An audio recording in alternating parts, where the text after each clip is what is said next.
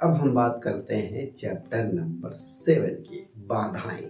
आपको कौन सी चीजें आपको आगे बढ़ने से रोकती है। तो बाधाओं की बात करते हैं तो ये बताते हैं 5 चीजें: डर, निराशा, आलस, ठीक है, ये हो गई, और अहंकार। ये चीजें हो गई जो आपको रोकती है, ठीक है। एक चीज और है, बुरी आदत है। 5 चीजें हो गई, तो इनके बारे में आपको बताता हूँ। डर, डर होता है एक असफलता का। आदमी को किस चीज का सबसे ज्यादा डर है कि कुछ भी करेगा तो असफल हो जाएगा। तो जो भी व्यक्ति इस असफलता से, सॉरी, ये जो 3 4 5 चीजें लगभग एक जैसी साउंड होती हैं। जब आप सोचने बैठोगे बहुत माइन्यूट सा अंतर है, ठीक है। डर, निराशा, आलस, ठीक है, बुरी आदत, अहंकार, लगभग सेम है। मैं आपको डिटेल बताता हूँ क्या क्या है। तो डर समझ लिए, असफलता का डर। असफलता का डर क्या करता है कि आपको नई नई चीजें करने से रोकता है। आप डरते रहते हो, और जो भी आदमी डरेगा वो कुछ सीख भी नहीं सकता, ठीक है। तो डरना छोड़ना पड़ेगा आपको। ये बताते हैं कि जैसे कि आपको डर है, जैसे आपने शेयर मार्केट से डर लगता है तो आप म्यूचुअल फंड ले लीजिए, ठीक है। कुछ जैसे कि कुछ शेयर्स होते हैं बहुत सिक्योर होते हैं, टाटा वगैरह के हो, जो पुरानी कंपनी है उनके शेयर बहुत कम बढ़ते हैं लेकिन सिक्योर होते हैं, आप उन पर कर सकते हो, ठीक है। रिस्क नहीं लेना चाहते तो ठीक है, या आप कम कर सकते हैं, ठीक है। ये बात हो गई डर की। निराशा, निगेटिविटी, हर चीज में निगेटिव। कुछ भी करने से पहले सोचो, अरे हमने शेयर खरीदा, कहीं मंदी आ गई तो, ठीक है।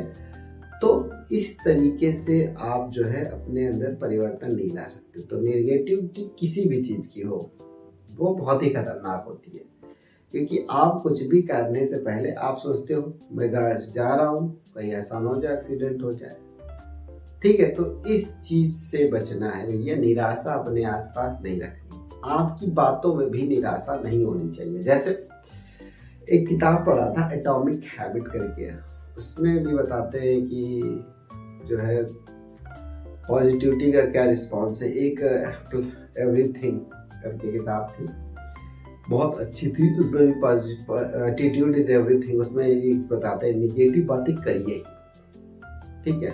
कभी मत करिए कि मैं ये गाड़ी नहीं खरीद सकता, कहीं मैं गाड़ी खरीद सकता हूँ, ठीक है।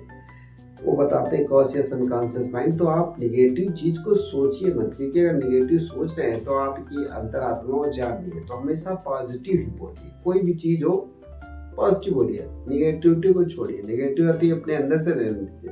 किसी की बुराई मत करना है, नहीं करना है। कोई चीज ये कहो ही मत मैं नहीं कर पाऊंगा, ठीक है। बच्चा करे थार खरीदना है, पैसा कहाँ बेटा, हम कहाँ खरीद पाएंगे, इतना रुपया कहाँ हमने लगे, नहीं, ये नहीं बोलना।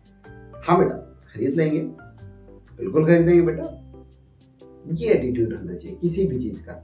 चोट लग गई, गिर गए, अब चोट लगी, कोई बात नहीं बेटा, जो चलते वही तो गिरते हैं, चोट लगती रहती है। खेलते खेलते बच्चा चोटी लग गया, पापा चोट लग गई, कोई बात नहीं बेटा, जो बच्चे खेलते हैं उनको चोट लग जाती है।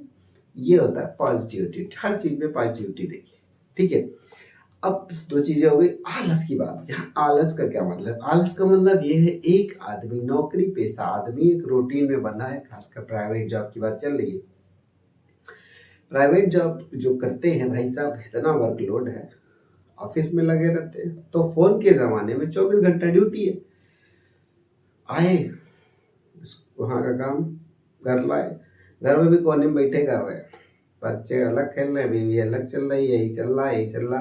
पता लगा एक घर में रहते ही बीवी से बात नहीं हो रही, बच्चों के साथ खेल नहीं पा रहे हो, बीवी गुस्सा के मैके चली गई, जब मैके चली गई आपका मूड खराब, काम नहीं कर पा रहे हो। बॉस भी कहे भैया तुझसे हो नहीं रहा है, छोड़ ही दो, नौकरी भी गई। तो अब देखिए आलस की बात। आलस से तात्पर्य ये है कि हमें अपना रूटीन चेंज नहीं अच्छा लगता है, ठीक है। हम जैसे हैं, इतने बजे खाना, इतने बजे सोना। हम स्कूल जा रहे हैं तो हम स्कूल ही जाएंगे। अगर कहीं कह दिया किसी अलग जगह मीटिंग चले जाए, यहाँ पर चेंज हमें पसंद ही नहीं है। चेंज नहीं पसंद है तो भैया आलस ही एक टाइप का। थोड़ा लालची बनो। 60,000 कमा रहे, ठीक है, कमा रहा हमें, ठीक है, पैसा वैसा हमें नहीं चाहिए, हम जितना कमा रहे ठीक है। लेकिन इससे काम कहाँ चल रहा है, 60,000 से काम चलेगा नहीं, क्योंकि खर्चे बहुत है, लोन लेके रखे हो आप, किस्त भर रहे भयंकर सी। तो आलस छोड़िए, चीज़ों को ट्राई करिए, ठीक है।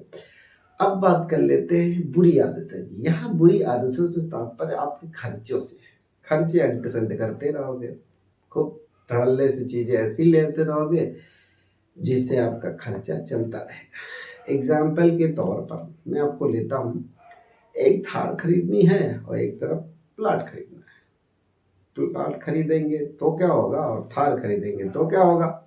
थार खरीदेंगे 10-20 हज़ार का, अगर गाड़ी चल रही है अच्छे से चल रही है तो 10 हज़ार महीने का तेल पी लेगी, ठीक। फिर सर्विसिंग, फिर बिगड़ेगी, फिर ये होगा, एक्सीडेंट भी हो सकता है, कुछ भी हो सकता है। कुल मिलाकर उसमें पैसा फूक के ही जा रहे हो। फ्लैट ले लिया, 4 साल बाद लगभग 1.5 हो जाएगा, बेच दो।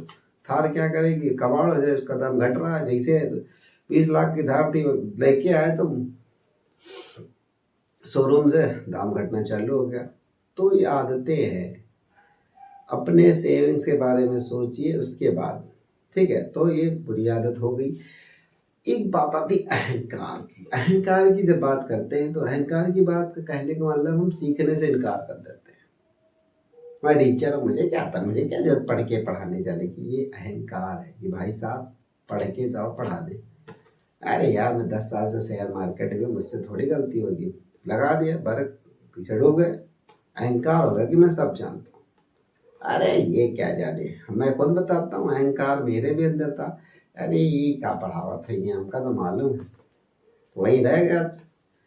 तो अहंकार आदमी जो कर लेता है वो सीखने से इनकार करता है, कहता मुझे मालूम है। वो खतरनाक है। सीखने की प्रोसेस होनी चाहिए, उसका अहंकार नहीं होना चाहिए। तो ये हमारा 7वां चैप्टर भी खत्म हो गया।